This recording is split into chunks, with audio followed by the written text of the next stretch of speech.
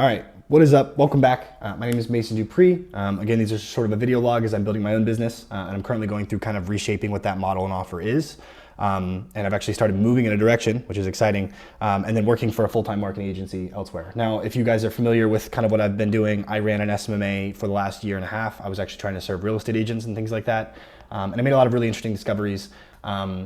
And made it pretty far in terms of like what it took to build a business or a service-based business and you know, operations and systems and tracking and improving CTRs and all these things. I learned a lot of lessons, sales, an incredible amount of effort, but an incredible amount of learning that made me better. And so, you know, I'm ready, I've geared up and I'm ready to go to the next thing. And I think I've solved at least some of the problems that I faced in my original business. New problems and new models will always come with new problems.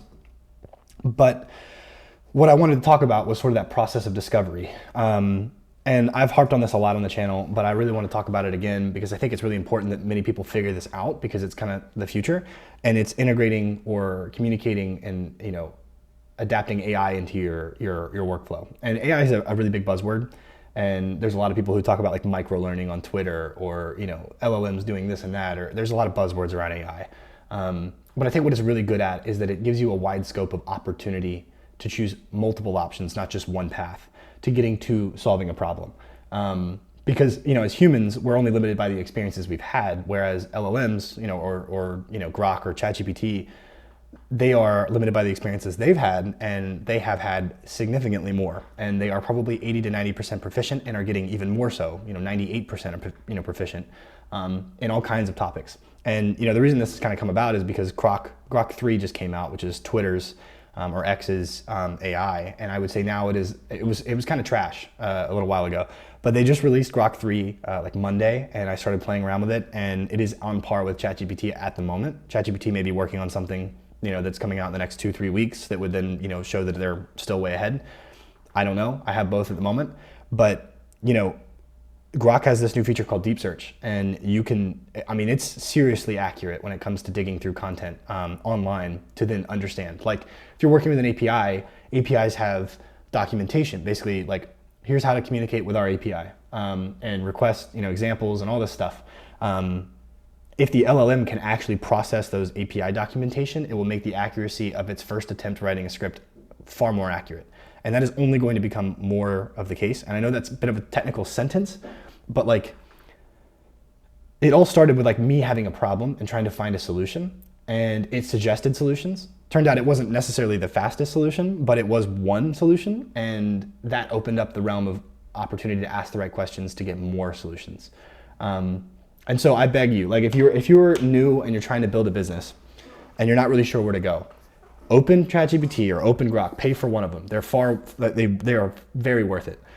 And then chat with it like a bot, like with a person, like if that makes sense. I really like ChatGPT's audio opportunity where you can speak to it kind of like Siri, because you're allowed to sort of ramble and it's going to catch all that information and then consolidate what you're trying to ask and then formulate it, you know, find what you're looking for. So it's the best form of search. And it's like sitting down with a professional and being like, hey man, I don't know about this, but I kind of know what I want to do here. Like, do you have suggestions on how to get there? And it's like, oh yeah, here's some suggestions, right? And you can even say, hey, I have some experience. Like, I don't know what I'm looking for. I need to figure out this problem. I've had some experience with these platforms. Keep it kind of familiar to me. And then it'll provide a solution relative to those platforms, right? And then you can ask it like, well, is there an easier path? You know, and it'll define an easier path, which is kind of crazy. And so like if you're, you know, like I literally did this like Monday. I was like, look, I'm trying to build a new business. These are sort of the parameters I want to focus on. I want to focus on being a product or a service. It's going to be digital. It's not going to be physical. It's going to be, I don't really want to stay in the education space. I want to do maybe something that's sales and marketing, but I want to stay away from doing SaaS technically. And then I also kind of want to pick niches that are kind of off the beaten path, niches that people don't really think of, you know, services that most young entrepreneurs are not going to attempt to try because they don't think they can, like stuff like that. And then I'm like, now taking those parameters, list out 100 businesses I could serve, or, you know, hey, the system I've developed relies on this type of data. So I'd really like to find potential customers or businesses that I can serve where I can get a lot of that data. And because that source is so good, hopefully that potential customers are also in that data source, right? And like you can do that and it will filter the options. And so there's a lot of opportunity to just scroll through 100 ideas and it spawns, an organic one that like you're like, oh wait, no, I could do this. And it's not quite what it suggested, but it gave you the idea, the next step towards what would be the solution. And I think so few people realize the value of just that alone. And then coupling AI with helping you solve solutions, because almost all of these apps and tools all have at some degree some bit of integration with each other now, whether it be Zapier, Make, an actual API, or straight up plug it into each other. I mean, they all cooperate so well now. So it's never been easy to build anything, never been easier to build anything. And really right now, it's really about the idea, like what problem are you gonna solve? Now that's kind of the valuable one, because only the people at that forefront of that business are gonna find those problems. And only the people who find those problems and then are able to apply API or AI are gonna be able to actually solve them in a fast enough amount of time to then be able to deploy them, put them into market, and earn the lion's share. And that cycle is only going to get faster. So, it's like you got to start today. You got to start talking to ChatGPT today. You got to start figuring out what you're going to offer to some people for money, and do it as many times as you possibly can. And if it fails, tell them, hey, this is why I think it failed. Here's what I think I did right. Help me define the next business idea. List 100, and it literally will help you just generate raw ideas that then you can go take and apply and work on. And yeah, I just think it's so important that people incorporate AI into anything they're doing. And that sounds like a buzzword, but I mean, incorporate it as like, if you're doing something and you're like, could ChatGPT do this? Go try it and then figure out if it can or can't.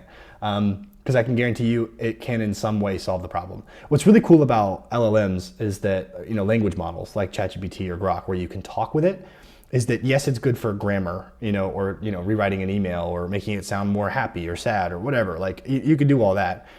But the internet, with all of the information that it has, is essentially always written. If there's a YouTube video, there's a transcript of it.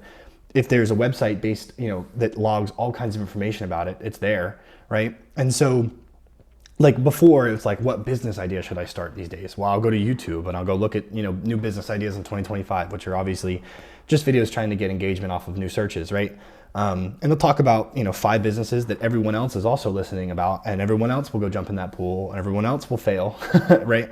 And so it's like, why do that and listen to those same 5 ideas when you could go generate your own ideas? Like, you need to do a business, what kind of things you sort of want to pick, in a business. And so when you're listening to the 5 ideas on a YouTube video, you're like, 1 through 4 kind of sound bad, but 5 makes some sense. Like do that, but do that on, ChatGPT or Grok, where you can get detailed information and put in your preferences. And then you're, far ahead of what anyone else is doing on YouTube and search, right? And then there's all of the information that will help you figure out how to put it in place, available online, that these AIs have access to, and then will then consolidate and provide to you at a level that makes sense to you. So yeah, I don't know. I'm preaching about AI again, but I think that it's really important. I think it's drastically improved my workflow in all kinds of weird areas. Like I'm building an AI. Well, I used AI to build a spreadsheet that maintains and toggles ad campaigns automatically. You can kind of do that in advanced DSPs, but in lesser, non-advanced DSPs, they have APIs, but they don't have like logic rules dictating campaigns like Facebook or, I don't know, Google would have. However, you can do that in an API and then have the API toggled on and off the campaign, or create new campaigns, change creatives, all kinds of stuff. In which case you can basically like juice your campaigns with AI in a sense. But anyway, there's a lot of crazy ideas out there. There's a lot of opportunity to learn. And I would just take a second, every day to just sort of prompt an AI and learn a thing or two. Because like even when I'm in the gym, like, I can't directly work on the project that I'm thinking of, and I'm about to move in that direction. This weekend's super busy.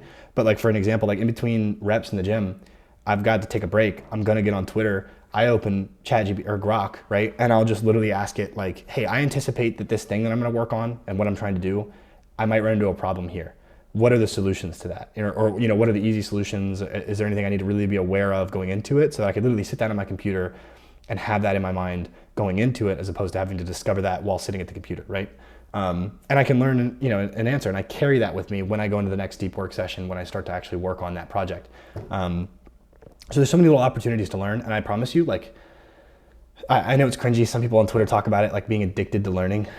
You will get to the point where like you're like there's no question I can't have answered. You know, there's no question that I need to even have. I can just go ask it and get the answer almost immediately, or at least some rough understanding of what it could be like, or the answer could be like. So anyway, I'm done ranting about ChatGPT or Grok. I'm gonna at some point make some technical videos on another YouTube channel and kind of show you guys what I'm doing. It's just hard because right now, a lot of what I'm doing is heavily technical, and I've only built up, you know, sort of an understanding of this stuff since like November. And for me to just talk about it without showing it would be very difficult to, you know, explain what's going on, and would take a bit of time. And so for that reason, I kind of want to save that for when I can share my screen and walk you through the steps of things I'm doing.